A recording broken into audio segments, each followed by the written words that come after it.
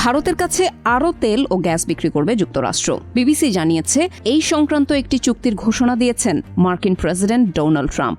এই চুক্তির লক্ষ্য যুক্তরাষ্ট্র ভারতের মধ্যকার বাণিজ্য ঘাটতি কমানো।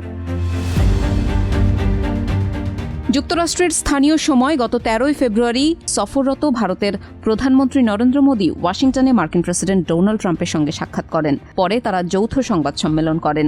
যৌথ সংবাদ সম্মেলনে ট্রাম্প বলেন, তারা আমাদের কাছ থেকে অনেক তেল ও গ্যাস কিনতে যাচ্ছে, তাদের এটা দরকার, আর আমাদের কাছে তা আছে। এই বিষয়ে মোদী বলেন, ভারতের জ্বালানি নিরাপত্তা নিশ্চিত করার জন্য আমরা তেল ও গ্যাস বাণিজ্যের ওপর গুরুত্ব দেব। এছাড়া পারমাণবিক জ্বালানি খাতে আরও বিনিয়োগের প্রতিশ্রুতি দিয়েছেন ভারতের প্রধানমন্ত্রী।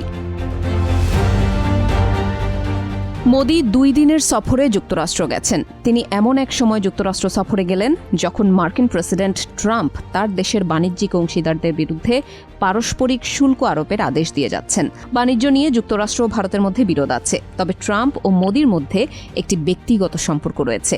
এই সম্পর্ক পুরনো। যুক্তরাষ্ট্রের রাজধানী ওয়াশিংটন ডিসিতে ভারতের প্রধানমন্ত্রী মোদীকে স্বাগত জানানোর সময় ট্রাম্প বলেন, আমাদের মধ্যে একটি চমৎকার সম্পর্ক বজায় আছে। ভারতের কাছে সামরিক হার্ডওয়্যার বিক্রি কয়েক মিলিয়ন ডলার বাড়িয়ে দেবে যুক্তরাষ্ট্র। এছাড়া নয়াদিল্লিকে F-35 যুদ্ধ বিমানও দেবে ওয়াশিংটন।